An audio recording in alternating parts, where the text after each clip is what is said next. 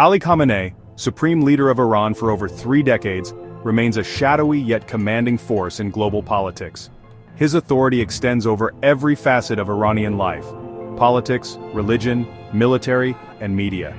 Khamenei's rule is defined by defiance, suppression, and the relentless pursuit of revolutionary ideals. He has outlasted rivals, survived crises, and built a system designed for his survival. To some, he is a divine guide; to others, a ruthless dictator. This is the story of how one man's grip on power has shaped a nation and reverberated across the world. 1979. Tehran erupts as millions demand the Shah's fall. Amid the chaos, Ayatollah Khomeini returns from exile, leading the revolution. At his side, often overlooked, is a young cleric, Ali Khamenei. Khamenei, a key organizer behind the scenes, helps orchestrate the regime's collapse. For him, the revolution is both vindication and a lesson in the power of ideology and force.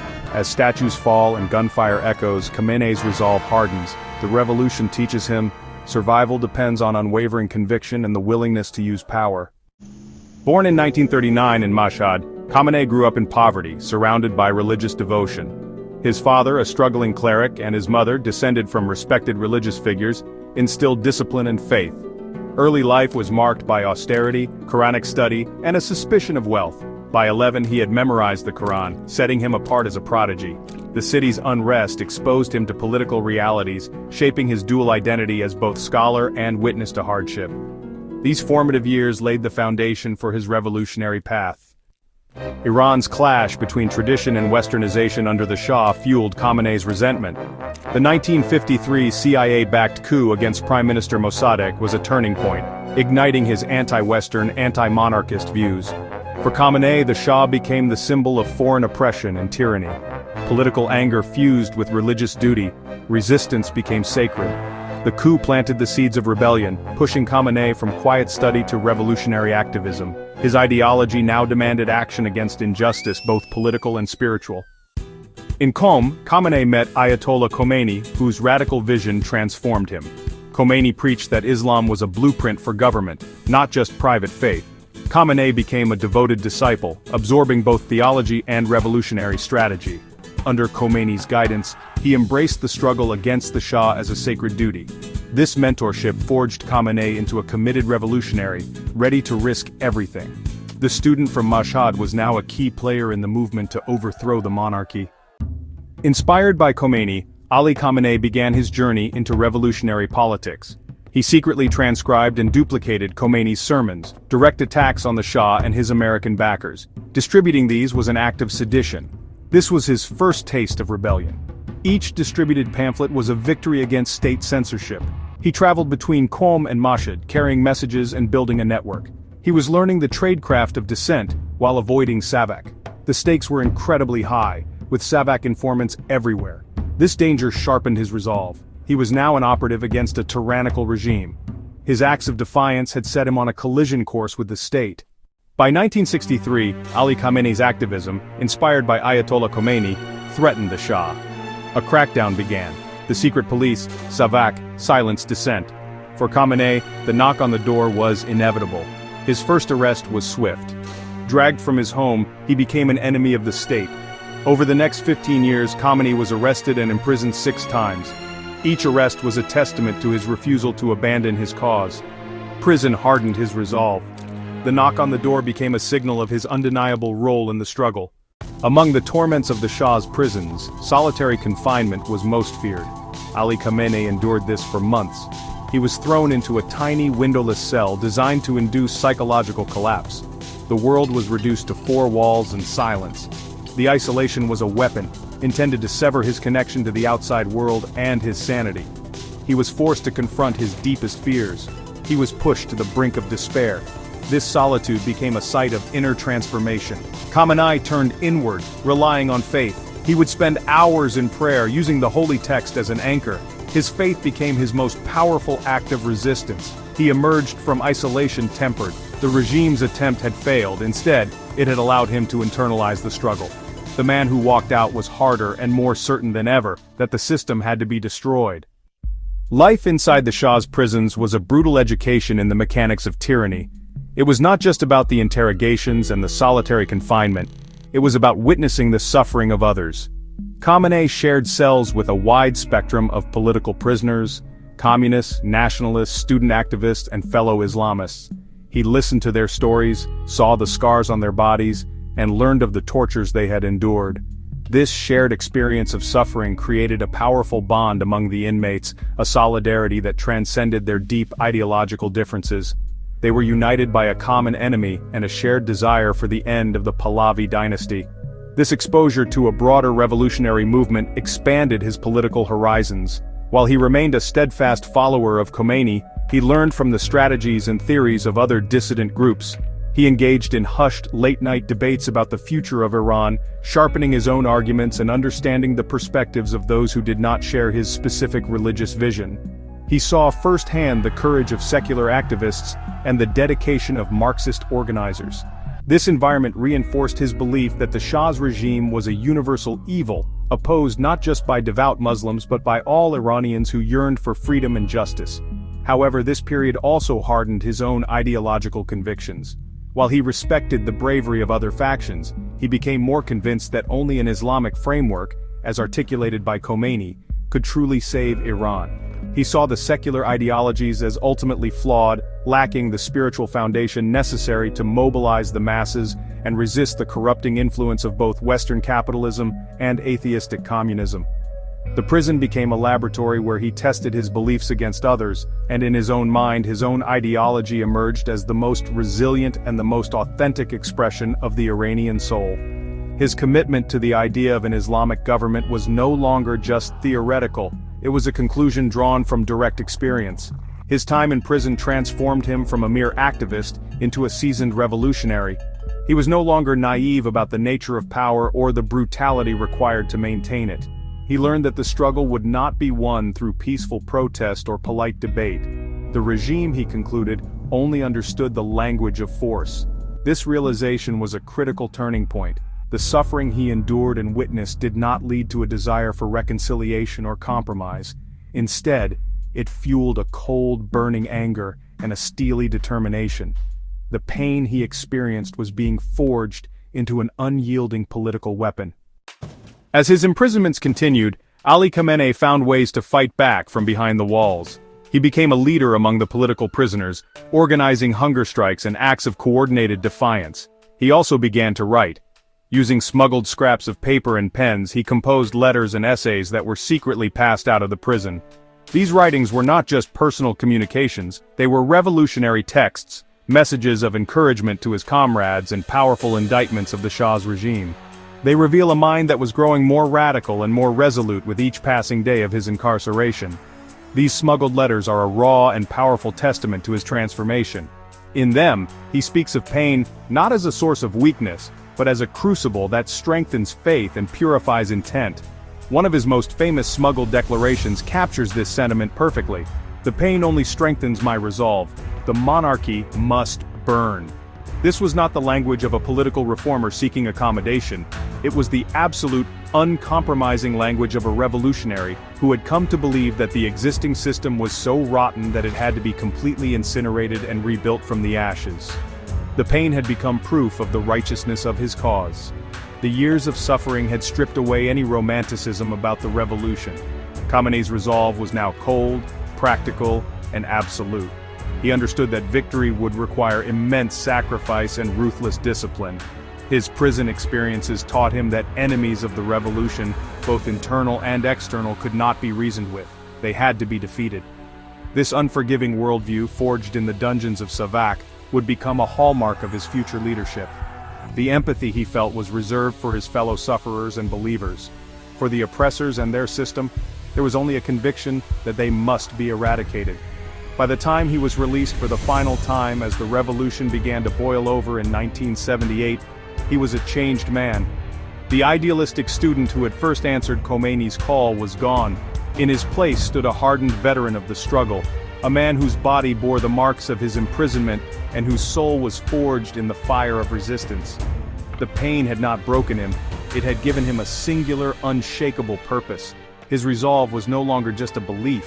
It was a hardened weapon, ready to be wielded in the final, violent confrontation that he knew was coming. As revolutionary fervor peaked in late 1978, the movement needed more than a spiritual figurehead.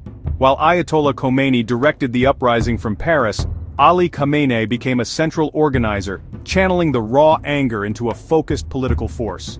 He was the field general in the shadows, linking exiled leadership and activists across Iran. His primary task was organization and strategy.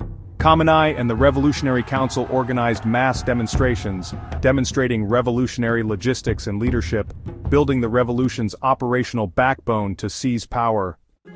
In the revolution, communication was a weapon.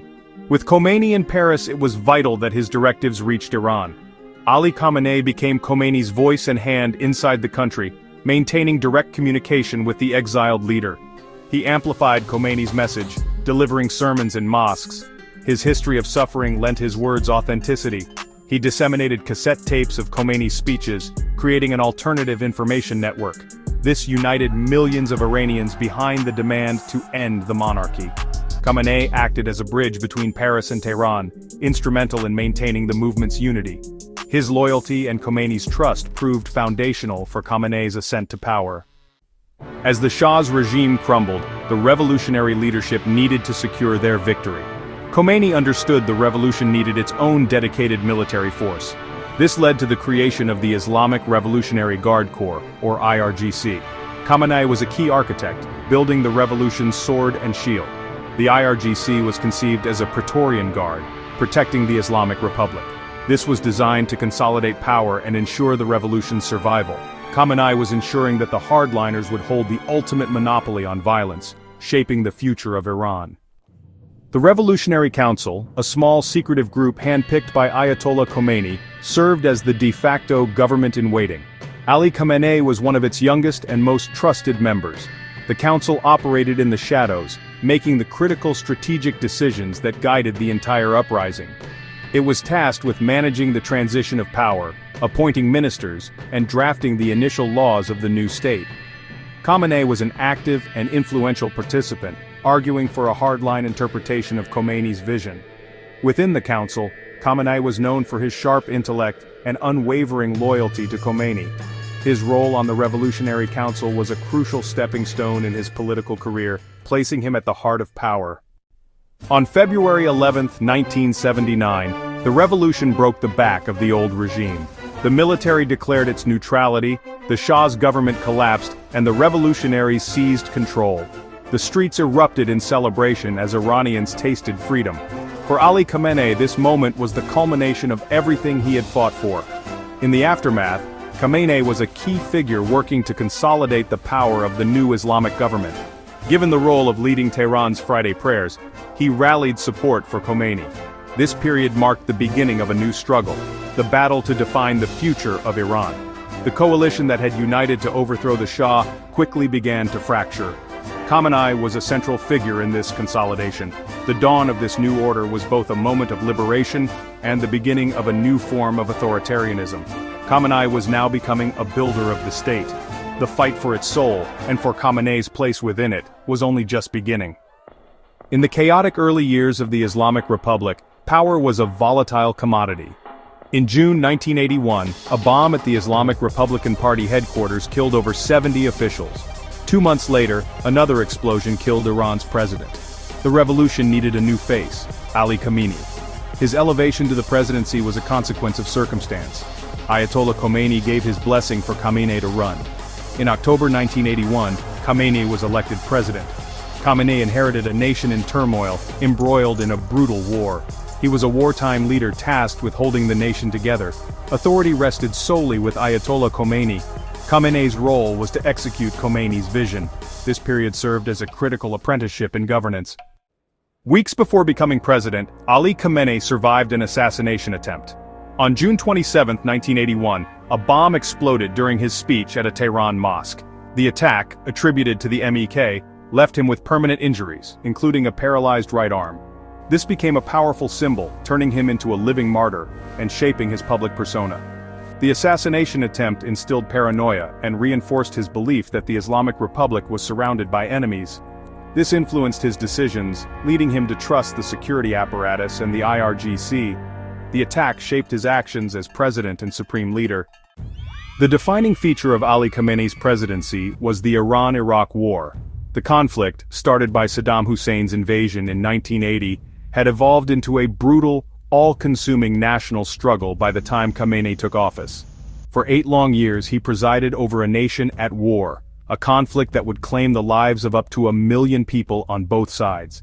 As president and head of the Supreme Defense Council, he was intimately involved in the war effort. His public role was to be the nation's chief morale booster, delivering fiery speeches that glorified martyrdom and called for endless sacrifice to defend the homeland and the revolution. Behind the scenes, the war presented him with horrific choices. Iran was outmatched in terms of conventional weaponry and international support. To compensate, the regime resorted to brutal and costly tactics, most notoriously the use of human wave attacks. Tens of thousands of young men and boys, many of them barely teenagers and part of the volunteer Basiji militia, were sent charging across minefields and into the teeth of Iraqi machine guns. Khamenei, as part of the leadership, endorsed and promoted this strategy. He framed it not as a desperate military tactic but as a sublime act of religious devotion, a path to paradise for the young men who sacrificed their lives. The war effort permeated every aspect of Iranian life, and Khamenei's presidency was central to managing it. The economy was reoriented to feed the war machine, with rationing and austerity becoming the norm for ordinary citizens. He traveled frequently to the front lines, meeting with commanders and soldiers to bolster their spirits. These visits reinforced his connection with the Revolutionary Guards, the force he had helped create. He saw their devotion and sacrifice up close, solidifying a bond that would become the bedrock of his power base. The war made the IRGC indispensable, and Khamenei was seen as one of its most steadfast patrons within the government. While he projected an image of absolute confidence in victory, the endless bloodshed and staggering human cost took a toll. He was presiding over the systematic sacrifice of an entire generation of young Iranians. The war became the ultimate test of the revolution's ideals, a crucible that demanded and consumed the lives of its most fervent believers. His leadership during this period cemented his reputation as a hardliner, a leader willing to accept an almost unimaginable level of suffering. The war defined his presidency, leaving a legacy of sorrow and resilience that continues to shape Iran to this day. As the war with Iraq neared a ceasefire in 1988, the regime turned to an enemy within. Under a secret fatwa by Ayatollah Khomeini, the Islamic Republic carried out the mass execution of political prisoners. Death commissions were set up in prisons. Thousands were executed and buried in unmarked graves. Their families were given no information. This event stands as a profound stain. Khamenei has never spoken publicly about the massacres, revealing the ruthless character of the regime. In June 1989, Ayatollah Ruhollah Khomeini, the founder of the Islamic Republic, was on his deathbed. His passing would create a power vacuum. The designated successor, Ayatollah Hossein Ali Montazeri, had been publicly denounced. This left the regime without a clear heir. Ali Khamenei, then president, lacked the religious credentials. Khomeini's death plunged Iran into grief. The Assembly of Experts convened to choose a successor.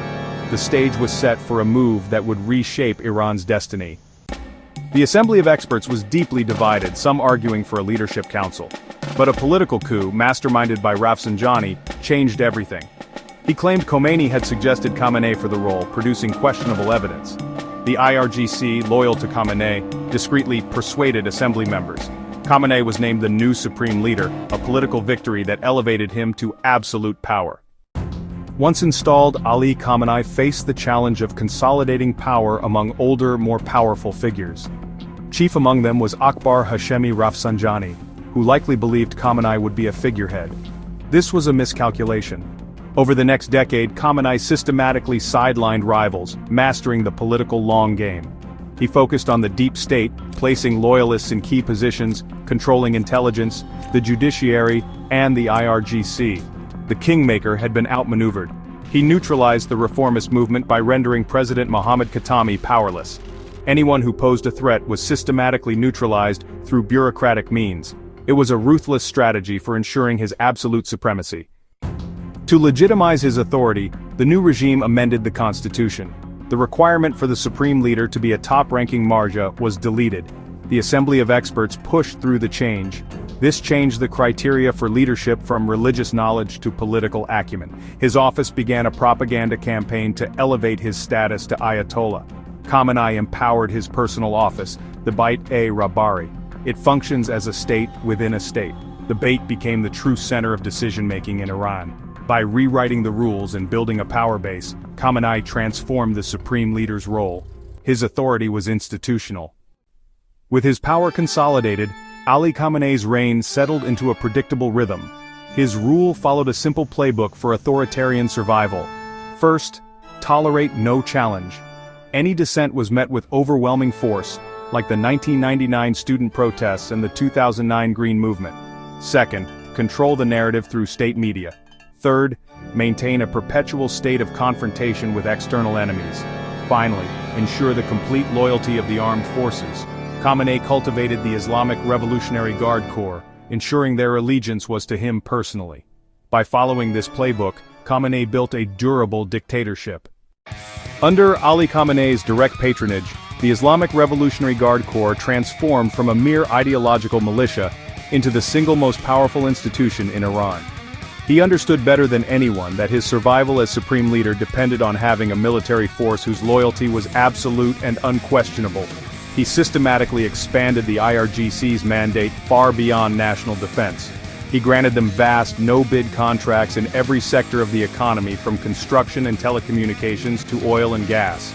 This turned the IRGC into a massive economic conglomerate, a state within a state with a vested financial interest in preserving the existing power structure. Their generals became corporate executives, their soldiers a protected class. This economic empowerment was matched by a massive expansion of their military and intelligence capabilities.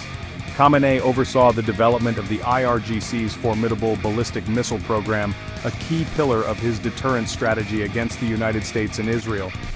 He also poured resources into its clandestine branch, the Quds Force, tasking it with exporting the revolution abroad. At home, the IRGC's intelligence wing became a pervasive secret police, more feared than the official Ministry of Intelligence, responsible for monitoring and neutralizing any perceived threat to the supreme leader. They were his eyes, his ears, and his sword, operating outside the normal chain of command and answering only to him. The bond between Khamenei and the IRGC was personal and deeply ideological. He appointed its commanders, promoted its officers, and regularly met with them to reinforce their sacred duty. He was not just their commander-in-chief, he was their spiritual guide. In return, the IRGC became the ultimate guarantor of his rule.